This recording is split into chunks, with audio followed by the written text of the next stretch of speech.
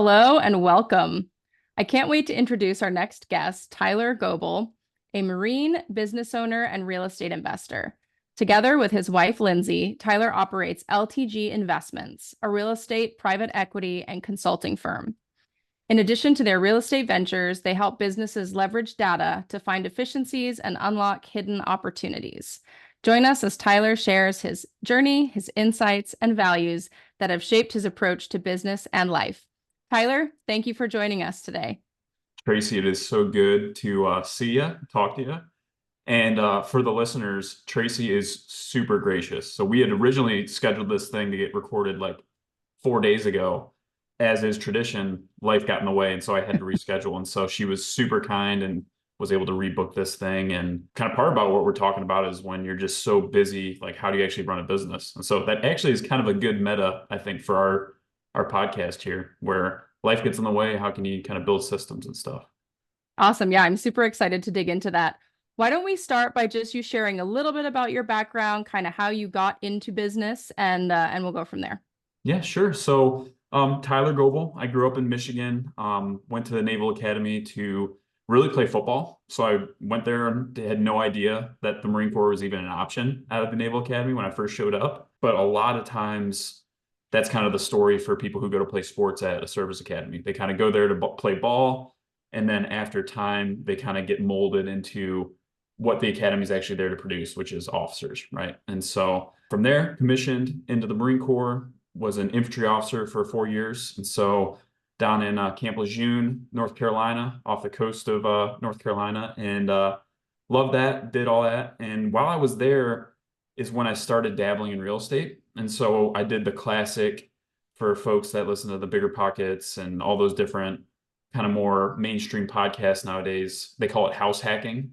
Back then, it was just I knew I needed a place to live and figured my buddies should pay me rent instead of me forking over the whole mortgage or paying some landlord. And so that was like putting my toe in the water initially and just kind of learned a lot through that experience. And then when I got married, my wife didn't want to live in a frat house with five other lieutenants. And Say it so ain't so. I know, say it ain't so, right? She's a saint, but she's not that much of a saint. And so when that happened, when we got married, we actually bought a fixer-upper down the street and had an experience of basically doing all the trades on one house. And so a lot of like boots on the ground, like what's it like to fire a contractor and drive them off site and put them somewhere else, to where doing HVAC, doing electrical, doing a lot of the different stuff that you really need to do on a full gut house in kind of a lower risk way, right? Because it was a house we were going to live in. We had good financing on it and stuff like that. So that was like the initial stages of our real estate investing. But when Lindsay and I got married, one of the things was I'm a Christian. And so for us, we always have tithed. And so if you're not familiar with that principle, it's like 10% of your income you're supposed to give to the church or a worthy cause. And my mother-in-law runs an anti-human trafficking nonprofit. And so for us, newly married, tithing off of the Marine Corps paycheck was super easy because that was just an auto deduction. But when we started into real estate, those are usually bigger chunks of money and they don't come in regularly. And so we decided to donate to Unbound out of proceeds from that first house. So the two houses in North Carolina, when I got orders, we sold both of them.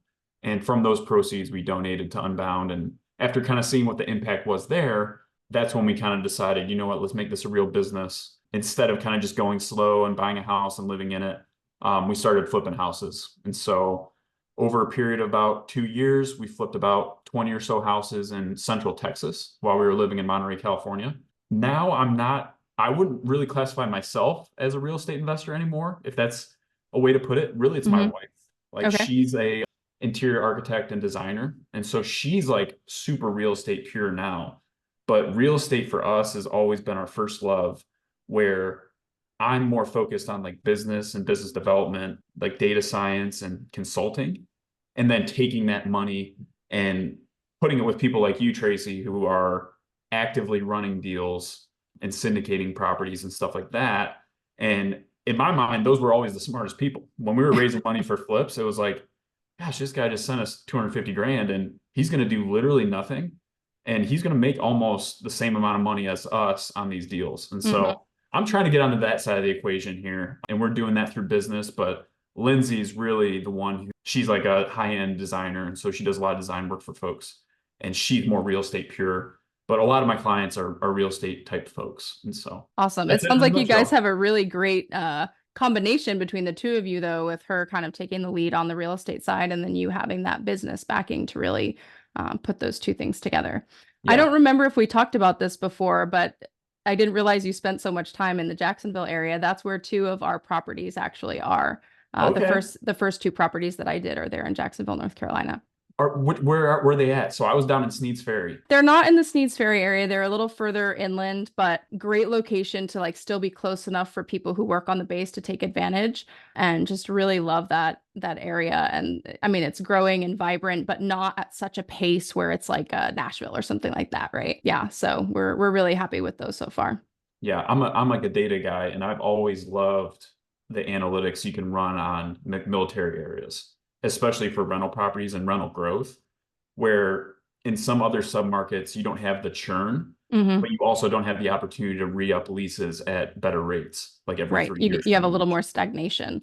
And as Exactly. well, anywhere where you have a military market, you know that the BAH rates are going to at least attempt to keep pace with growth. And so you can sort of count on that as a pretty stable baseline. 100%. Yeah, our rental in Monterey, California, every year that BAH goes up by like 300 or 400 bucks over the last like 3 or 4 years. And so it's a huge win-win. Like people go there on 2-year orders. We lock them in at their BAH initially, but we usually don't raise rents because we just have great tenants out there. But then next year comes, they get the pay raise, like the annual military pay raise, and then BAH goes up. And so they start pocketing more money for year two, which is just it's great for everybody. So yeah, we love military areas and investing in those spots. Awesome. I want to dig in a little bit on the kind of the building the business piece of things because you talked about how, you flipped one house, which is it's a lot of work, right? Yep. But then you very quickly scaled that to instead of being, one house at a time to being, multiple going on at once. And now you've done about 20. Can you talk about some of the systems and processes that you have put in place, based on the lessons you learned as you went through those first couple? Yeah. So systems and processes, we have a phrase we say Christine, and it's not a process, it's a person. Okay. And so Christine is our executive assistant, and she started off with us about 3 years ago. And what we really realized, the set of orders I was on when I was in Monterey was very, very different than the traditional Marine Corps, traditional military set of orders, where I was just getting a master's degree. So I wasn't having to go to a 9 to 5 type job. Hmm. I had a ton of time freedom. And when we got out there and we made that connection with Unbound and we made the first initial couple flips, exactly what you just said, where one flipping one house is a ton of work. But if you flip houses like at scale, you pretty much can get all that you can front load that work and then have Hmm. systems kind of take over from there. And so we spent about 2 years building systems out there in California. And on the tail end of that is when we started hiring virtual assistants to basically help us manage those projects. And so when Christine first came on board, that was when we were really hot and heavy with flipping houses. Kind of at the peak of what we were doing, we had like I want to say about a dozen homes on our books at one time. And we were buying something about every 3 weeks when we were really Mm. ramping up. Okay. Having Christine and having somebody there to do the things that have to get done, but aren't necessarily like super big brain type things initially. So, like following up with orders, following up with contractors, doing basic bookkeeping, following up with just deadlines and timelines and things that needed to be watched. That's where we started fleshing those systems out. And so basically, the last 6 months that we were in Monterey, that was when we built the actual business. Before that, it was pretty much just white knuckle. We're going to blunt force trauma this thing and Hmm. flip these houses, understanding that we were trying to figure out like what is the real system. And so as soon as we brought her on, that's when we were really able to like document things a lot more effectively. And she built a lot of our systems inside the flipping business, and she's continues to be with us now. But that's how we kind of build our systems is we leverage virtual assistants. Christine's in the Philippines, and we really collaborate with them. And one of my favorite things to do is now I'm in a normal Marine Corps job. So I'm in like a 9 to 5 office job where I can't just be working on the business during the day. And so that's not something that is uncommon to a lot of people. I think a lot of people start like investing in real estate or start their own businesses while they still have a W-2. And the advantage that we had was 2 years worth of master's degree and starting something without having those other kind of demands on our time. But as soon Nice. as we hit the ground running here in Quantico, I live in DC now, we were able to have systems in place to where during the day while I'm at my Marine Corps job, there's still someone full-time in the business working on the things that needed to get done. And my time was only spent on the high level stuff. Lindsay's also full-time with the business as well. And so she would be able to do things during the day, but kind of a long rambling answer to what you asked, but really systems, I think people do it backwards. They do, I need to have this perfect SOP or perfect system in place before I go out and hire people.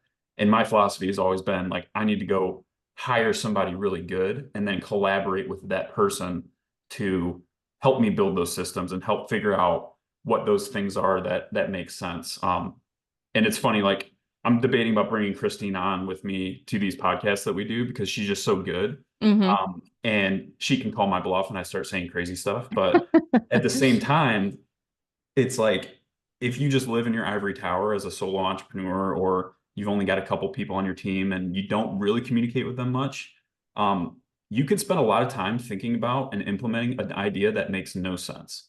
And so for us, we always are trying to implement small steps and figure out what works. And then when we figure out something that works, we just double down on it.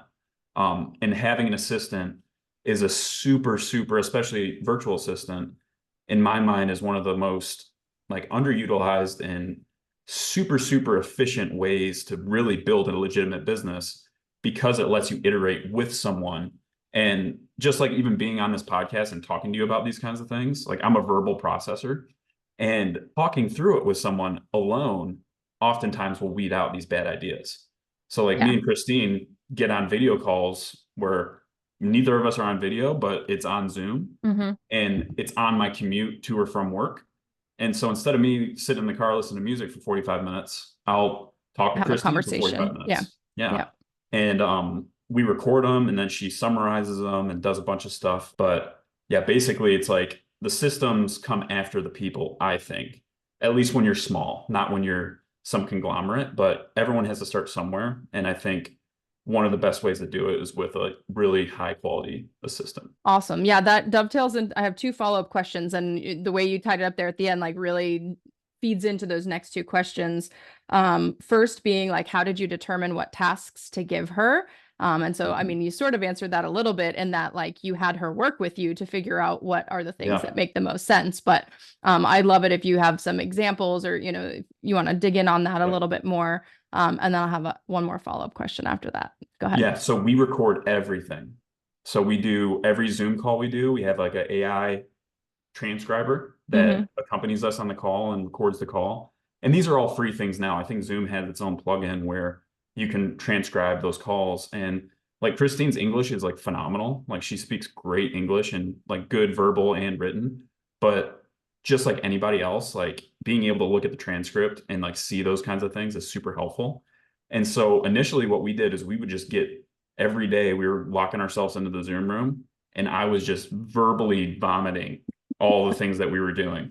And so that, in addition to having her having like access to my email accounts, she was reading and continues to read all of my emails before I get to them. And she now knows me so well over 3 years that she can rack and stack and put things where they need to go. But recording all of those initial meetings, talking through problems, and then having her synthesize those things and organize them into the actual processes. And so like flipping houses is a really good case study because I might offend some people here, but like flipping houses isn't investing into real estate. Like it's really just a job. And so don't want to hurt any feelings, but like if you're a house flipper, you're not an investor, you just have a job. It's very transactional. It's super transactional. Yeah. But what's really good about transactional stuff is you can build systems and processes into transactional things a lot easier than certain things. And Mhm. so say we bought a house on 123 Main Street. Boom, I get on a meeting, say, hey, Christine, we just bought this house on 123 Main Street. Like, I got to send this over to the title company. I got to do this, this, this. Earnest money needs to go here, blah, blah, blah, blah, blah. Okay, that was the first day's call. Maybe the next day, it's like, oh, we need to go get a contractor to go give us a bid for this. Like, see if you can find these different contractors. Day 3 goes, hey, we need to go check up on that work. Can you call Caleb, a local real estate agent, and have him go look at the property for us and make sure that it got done? Mhm. And all those different things, you're doing those like if you're flipping homes. But when you do that and you communicate it with like an assistant, or you transcribe it and go through the process of summarizing those meetings, you now have created an SOP of, hey, day 1, we bought the house, coordinate with title for X, Y, and Z. Day 2, we have a contractor go out. We've got a contractor list of 10 people, send a message out to all 10 of them. Let's get bids for X, Y, and Z. And so that's kind of how, starting with a good person who's savvy and able to kind of take those things and organize them into a checklist like that, was how we built all of our systems and processes in there. And so, I mean, we weren't even using task management software. We were just literally using the Christine method. Like, she was just doing it all on her own. And she was using task management software, but I never checked it because I was just flying by the seat of my pants, like super, super green entrepreneur. But things were getting done and getting done properly. And my guidance to her, which might be a flavor of like entrepreneurship that I am, like that I'm interested in, is I don't really get too concerned with some of the details until I need to. Mhm. And so by asking like good questions to her, she would tell me like things like, okay, that means that you're following the details of the thing. Like, if I don't need to dig any deeper into this, like, you've got that under control. And a misconception, I think, with a lot of like overseas work is that they're kind of like less than people, if that makes sense. Like, I think Mhm. there's a big conception that if you're hiring overseas, like, they're not educated, like they can't do things that you would do. It's like, the reality is, like, I would take Christine over a multitude of US based employees from the quality of work that she does. And the reality, I think, is with a lot of that stuff is you as the leader need to be much, much better at leading than you really think. Like, Mhm. especially if you're coming from corporate America, where it's like, Yeah. no one really cares how much work you do. Let's be honest. Like, you can do some things, but as long as you don't drop the ball in a huge way, you're not going to get fired, like, at the end of the day, for the most part, especially in the military. Like, military is like rank with that kind of stuff. But to kind of peel the onion again, it's like, having those processes built by her, she had true ownership in those processes as well. And so intimate understanding of those kinds of things was huge as far as like getting started. But the verbal processing and vomiting of all that stuff was huge. And I mean, we started doing that from like day 1 with her, and we have 2 meetings a week where it's more formalized now because we've kind of figured it out of like, Mhm. how do we really like to process information. And I think that's a little different for everyone. But the fundamental building block of getting in a Zoom room, talking it out, recording it, summarizing that meeting, and developing action items and SOPs off those summaries was super, super helpful.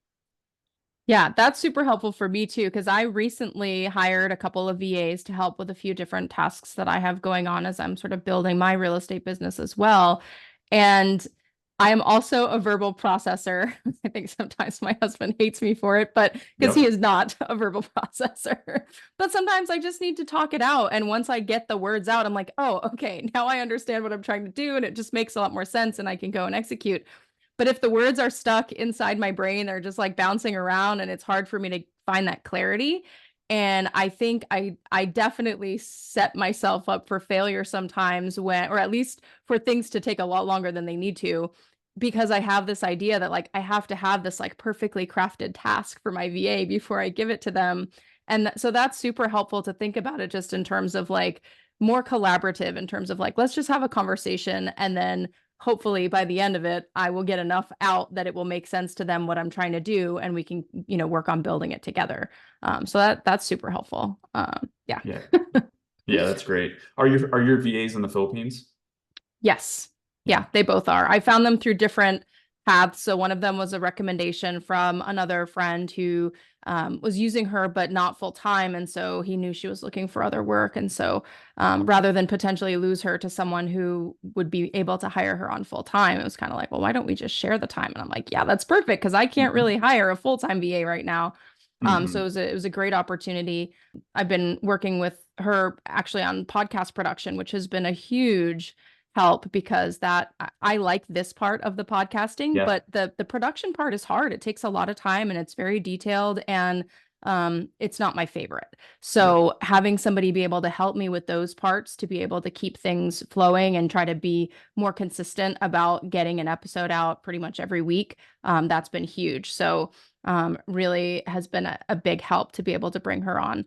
And then the other one I hired through an agency. And, so she comes with a little bit more access to some different tools and, like using software for tracking project management and that sort of thing. And, the higher level access to different, trying to think like Canva Pro and, some of these other tools out there just to kind of Mhm. make things more professional Yeah. without me having to pay for access to all of those tools myself.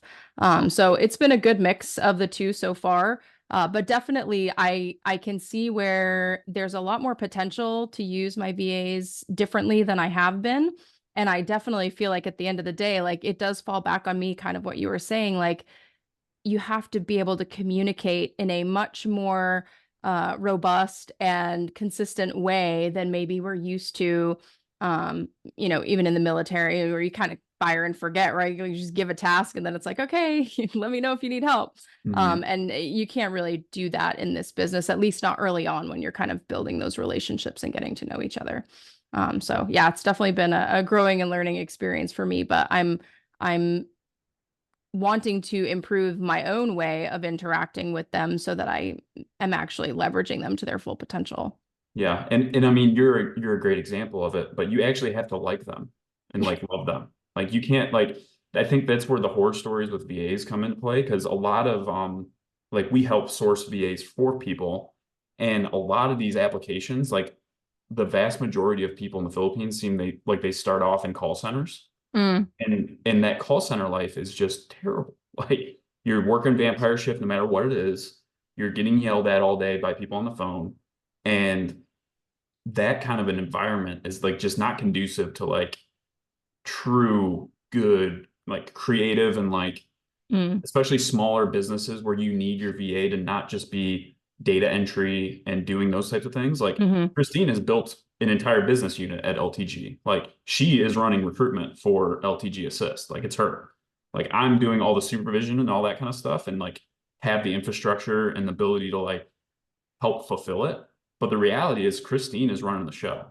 And without like if you actually care about your people, like they're just like any normal person in the US. They're super capable, but I think they get a bad rap. And honestly, I think there's a lot of lazy leadership in the US because people are so used to being able to just reach out and grab people, like especially in the military, where you're going to be able to just walk over to that person's shop and be like, hey, do this thing, and then they do it. Yeah. That's just not how the world really works. And it's always interesting to me to like see those the articles of people saying people are wanting them to come back to the office and like do that kind of stuff from remote work.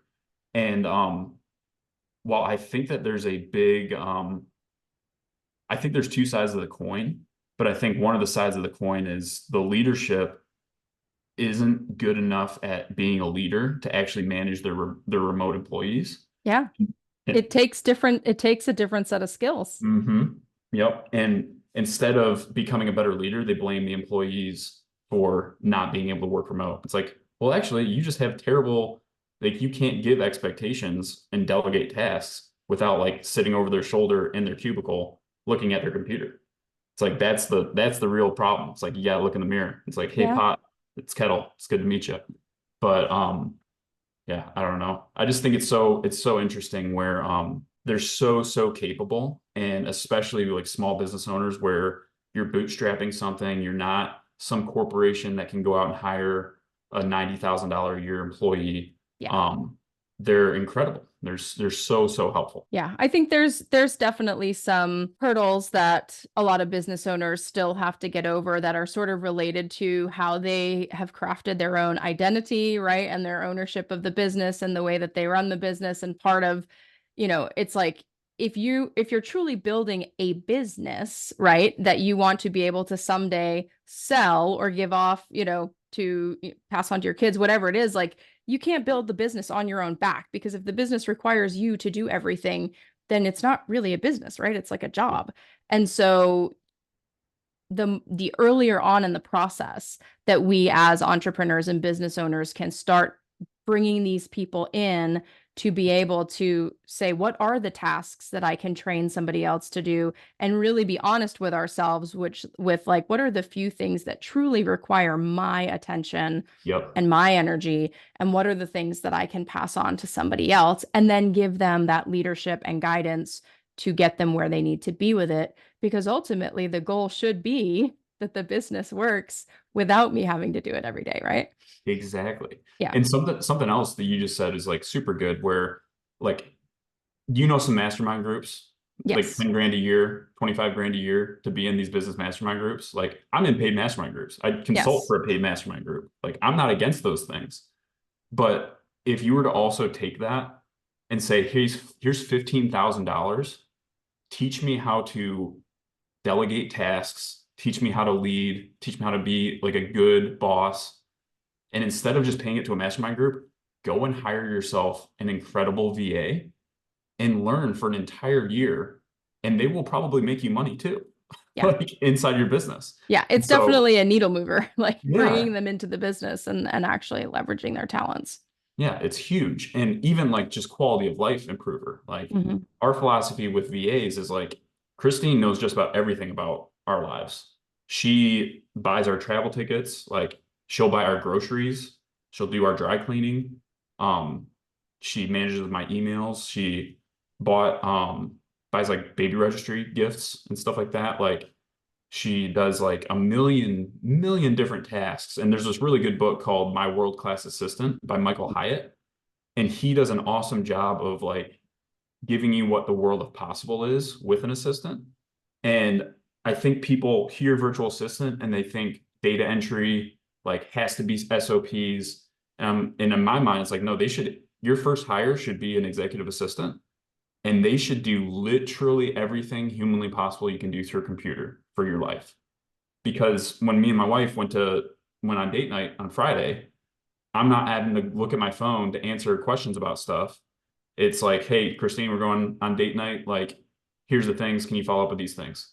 And she knocks all that kind of stuff out and allows me to actually be present and not thinking about the business, or not um, having to look at my phone to check to see if X, Y, or Z has been taken care of. Um, it allows you to basically separate yourself from the business sometimes, which as entrepreneurs, like that's like I'm never separated from the business. Like I Yeah. work It's all the really time. hard. Yeah. Yeah. And I also love it though. That's the other thing. It's not like I hate Yeah. it. It's not like working on the business for me is stress inducing. What's Yeah. It's stress not it's inducing? not a chore. Like you actually Yes. enjoy it. Yeah. Yeah. I love it. But what actually is kind of stress inducing for me is feeling like nothing's getting done in the business, Mm. and having assistants and having virtual assistants. Literally when I'm asleep, there's stuff that's getting done. Like there's shifts right now. We started off with them having working like 9 to 5 Eastern time. Hmm. And now they work 4 to midnight Eastern time, which for them in the Philippines is like 4 a.m. to whatever that Like is, eight midday. Yeah. midday, Hmm. noonish. But that means that like 4 o'clock, boom, we have our car meeting, get everything ironed out.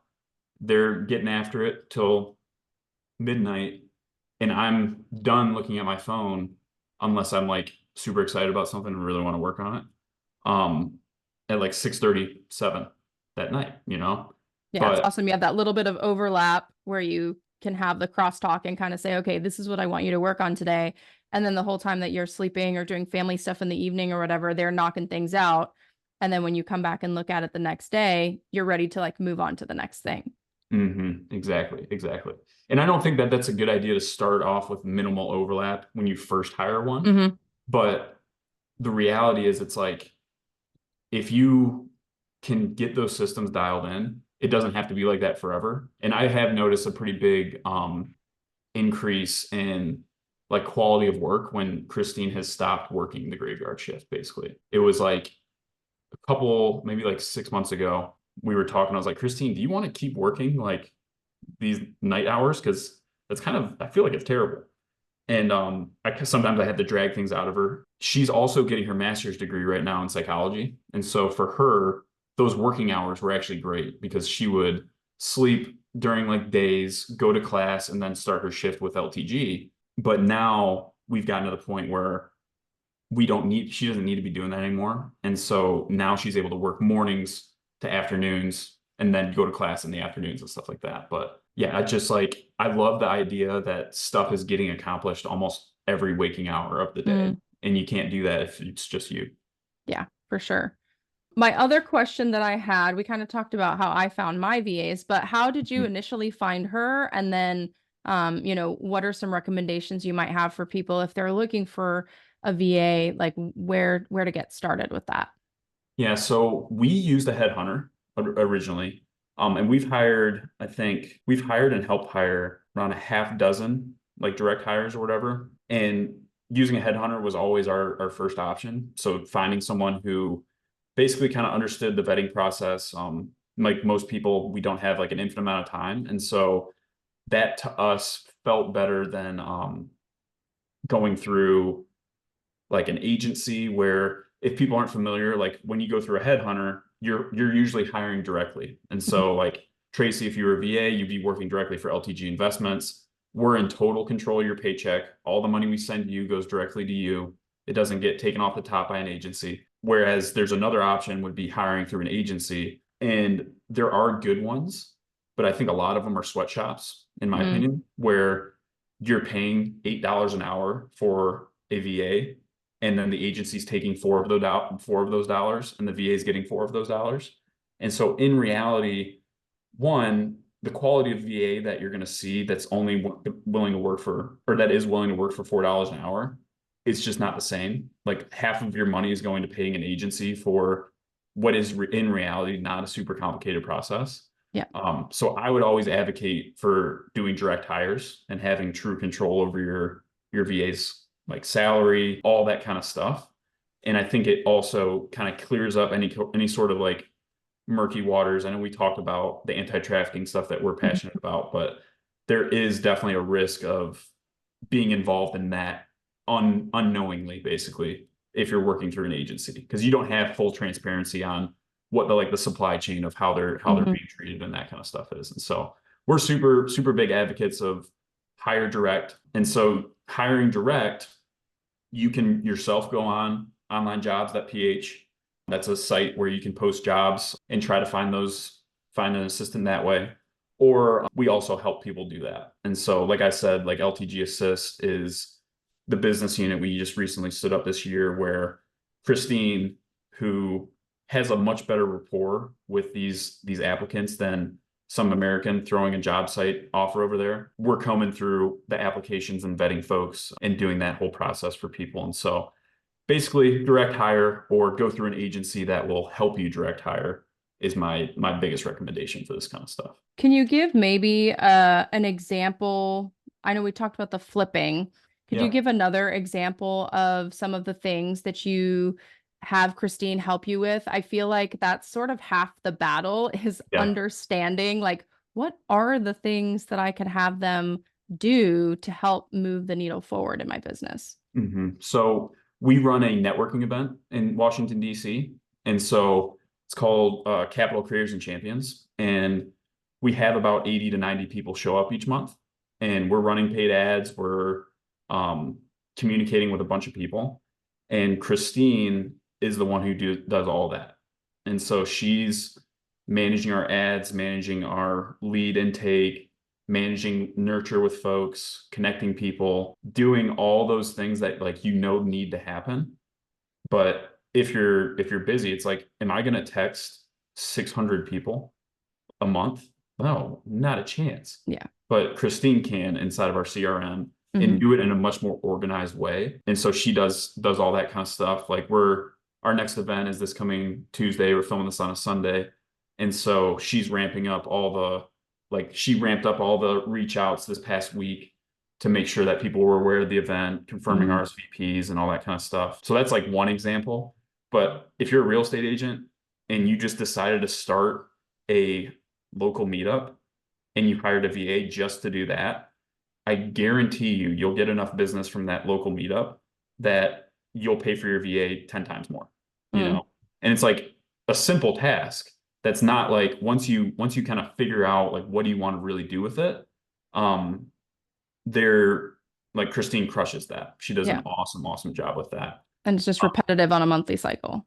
yeah, and it's like she hits the timeline. She Mm. like and the way we're doing it at least is not like a hyper automated like this is the only text message you get and here's the format and you're getting responded to by a bot. It's like a real live person that's talking to you and it's Christine. And so that personal touch I think is done a lot better at like our show rates and our repeat people coming back to the meetup and stuff like that. But yeah, that's an example, and that's like essentially running your marketing for you with oversight and guidance from you. But yeah, that's an example of a task that she does. That's not just the flipping houses, I guess. Hmm. No, that's great. What other systems or tools do you use to communicate and collaborate with her? I know you had mentioned Mhm. doing like the recorded calls, whether, Zoom or Yep. whatever. What other types of tools do you guys use to work together? Yeah, so we operate our business off High Level, which is like Okay. a CRM Hmm. system. And I'm a data scientist, so I'm kind of a nerd. And like High Level is super dense. You can do a million things inside of it. It's something we also use with our clients as well. If like they need systems, it's like, okay, we're gonna give you this thing called High Level. We're gonna incorporate all the systems through there, and this is where you log in to get to access all your stuff. But we use High Level for like CRM, websites, lead generation, all those types of things. And then from like a biz ops perspective, Trello is our task management software. Hmm. And so we pay for the premium version of that, which is allows you to have like timelines and calendars and all that kind of stuff. And so that's what we use to track tasks. And when I say like we track tasks, I mean Christine really tracks the tasks. Like I get reports of like I'll dump stuff in there, like word vomit style, and then she'll go in and organize it and make sure it's assigned to the right people and followed up with and stuff like that. Inside of Trello, we've incorporated that with Slack. And so Hmm. really it's like High Level, Trello, Slack, and then like your typical Google Suite, so like Google Sheets and Google Drive and all that kind of stuff. But we house all of our like saved documents in Google Drive, communicate like day-to-day stuff inside of Slack, handle project management and like tasking inside of Trello, and then all of those things are incorporated inside High Level to basically be our like one-stop shop for everything. Nice. And with the Google Suite, are you actually paying for like Google Workspaces or you are? Okay. We are. Which you don't have to go as high into the right as we do with Hmm. systems. But for us, like a lot of my consulting work is in data science. Hmm. And so I'm sure you these get are some tools. large files that you have to house Mhm. and things like that. So data storage becomes an important requirement. Yeah, that and just collaborative and being able to share it with different things. Like all of my clients aren't necessarily like tied into our Google Workspace and stuff like that, but Hmm. having the ability to like create something, send them a Google Drive link and have them view it that way Yeah. has been helpful. But all the things I just mentioned, you could get all of those. Like Slack is free. There's a free version of Trello. Google Drive is essentially free, and then High Level is $97 a month on their lowest plan. And so all that stuff essentially you could get for $97 a month. Our tech stack is a little bit different because we're using it for some other reasons. I think we spend $600 or $700 a month on all of our tech, Hmm. but that's what runs a lot of our stuff Yeah. and And that's a across bunch of multiple business lines. How do you train and onboard them? So I know you talked about initially, like with Christine, she was your first Mhm. one. And so it was a lot of just sort of like the word vomit and kind of, this is what I need to do. Let's figure out how to execute it. But as you've been building, Yep. do you have any further systems or processes that you've built related to the training?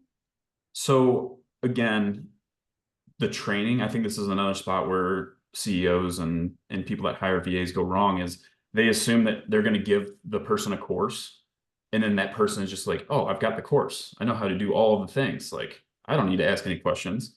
But in reality, like especially in Filipino culture, they're very very polite and Mm-hmm. very reserved. And so sometimes they won't ask you the question.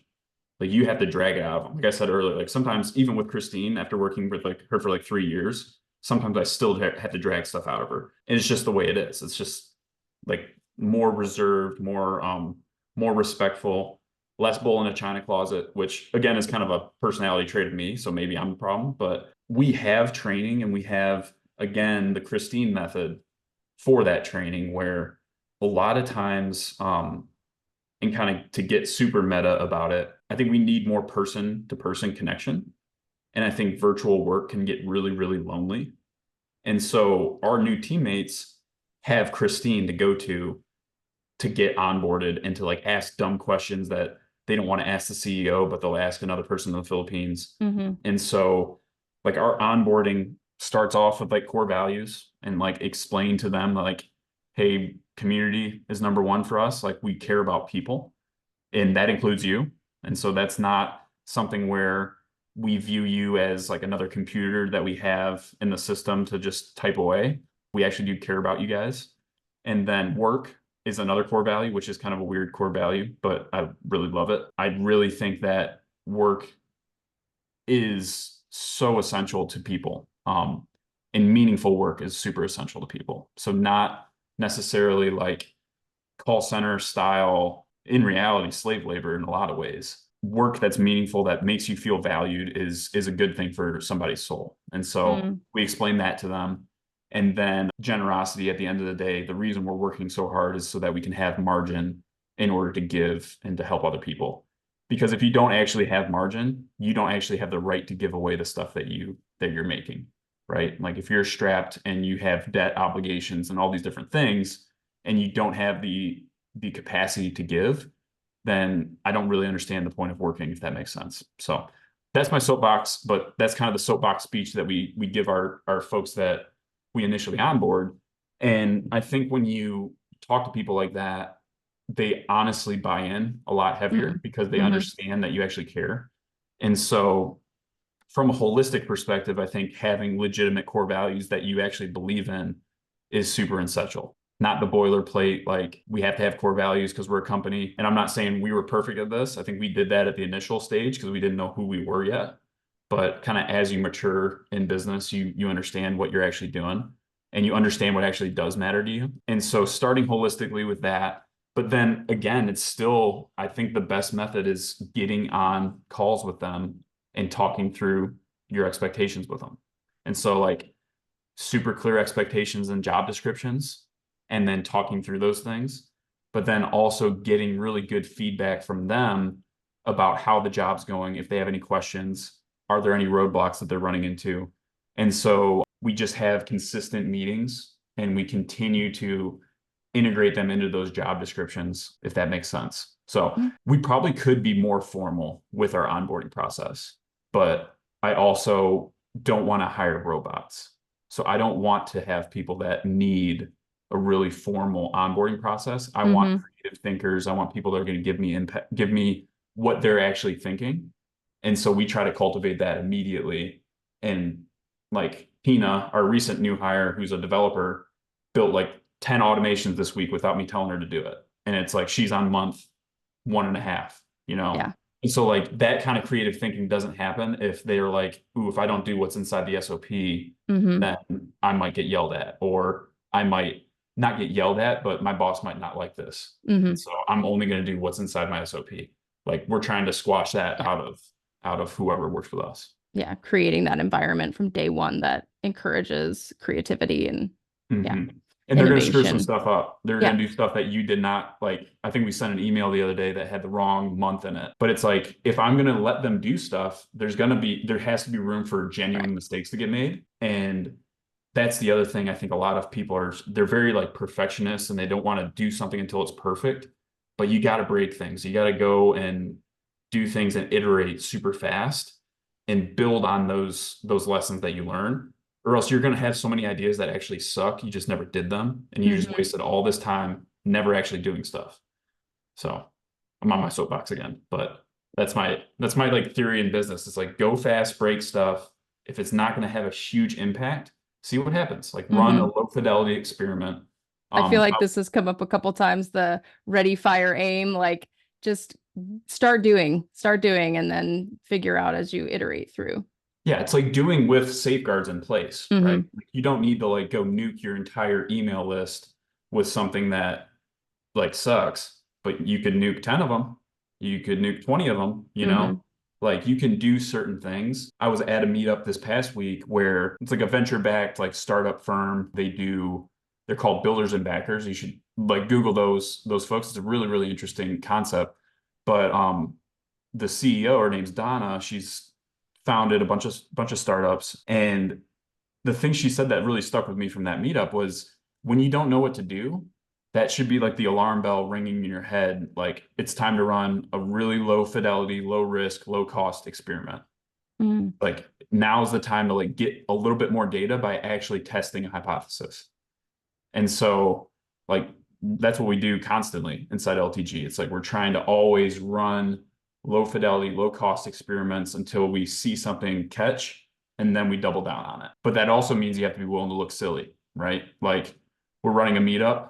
Like sometimes I'll say something crazy in an email and be like, okay, is that going to get opened more than other stuff? Or like people going to show up because I had said this? And sometimes it doesn't work. Sometimes it doesn't work. But we're not like gambling with a ton of money when we do that kind of thing. Sure. And so you like test it and you run experiments with things that aren't going to really hurt you, but they're going to teach you a lot of stuff. Hmm. So, and Yeah, VAs no, are another just, it's like a perfect example of doing that because it's low cost of labor. The relative cost of living over there is such that it's a great job for them. It's a huge win for you as an entrepreneur. So, yeah, no, that ties in really well with a couple weeks ago, Bill Allen was on and he talked about the OODA loop, and it's that same mhm, idea, right, of like the experiential learning. And if you're not actually taking any action, you're not going to move forward and you're not going to learn anything. And if you can do it in a way where you're minimizing your risks, but you're able to take a step and try something, then you learn from that experiment and then you keep pushing, like you said, double down on the things that work and just keep moving forward. And I think it is definitely for me one of those things where I have a tendency to be afraid to make a mistake, and it's like, okay, well, let me think about all these different things. It's like, no, like just find the thing that you can step forward on and take a step and then take the mhm, next step and keep working forward until I get to where I want to go. But I want to go back for just a minute because you said something that I think is so important. And especially, we talk a lot about financial freedom on this podcast. And, there's a great big, fire community out there. And I feel like sometimes that point gets missed about like the importance of meaningful work and mhm, impact. And it's so easy to get caught up in this idea of like, I just want to work really hard and make a bunch of money so that I can sit back and not need to work anymore. But like to what end, right? Like yep. so that you can just like hang out. Like, where's the real fun in that? Like, I think too often we get caught up in this idea that like somehow work is bad. And it doesn't have to be mutually exclusive, right? Like you can Mhm, work towards financial independence, but also still work and do things that bring meaning to your life and that allow you to have an impact. And I think that's really important. So I just wanted to like circle back on that because that definitely resonates with me and is something that's important for us as well. And one of the biggest reasons why, like, I retired almost 2 years ago now and have been focused on, staying home with my kids while they were young. But I'm actually considering going back to work now because we have these dreams and goals and things that we want to do and impact that we want to have. And if I'm able to contribute to a mission that's important to me and be able to make more money while I'm doing it, then that gives us more of that margin that you were talking about where we actually mhm. have the space to give back more. So I think that's pretty awesome. Yeah, I think 100%. And if you're an entrepreneur, you're not going to be okay sitting on a beach. Like if you're really an entrepreneur, like Yeah. who listens to these podcasts? It's people like us. Like we're talking to like our clones right now, probably. And when we first started, I talked on the phone to a guy, and one of the things he said that stuck with me was like, don't build your ladder Like, don't spend your whole life building a ladder and like climbing this ladder and then look up and realize you were leaning against the wrong building. And it's Mm, like, oh, I just like got all the way up here. And it's like, I don't like what this is. And so I think that's why having true core values and true like a visceral understanding of why you're doing what you're doing matters so much, because once you figure that piece out, like I love building businesses. I love figuring out a way to hire more people. Like that's what I love doing. Like I would love to continue doing this forever and hire a million people doing something, right? Like providing good, meaningful work. And for me, it's super, super fulfilling to see somebody have a really good job that they like doing that helps them provide for their family and doing that kind of thing. And so like I'm a data scientist too. So like I'm AI, machine learning, like I'm implementing that in businesses, mhm. which is like the tinfoil hat, like they're coming for our jobs kind of stuff, right? Which is kind of an ironic But you juxtaposition can of have both, right? you can. Can leverage AI and hire real people. Like it does, again, like it doesn't have Mhm. to be mutually exclusive.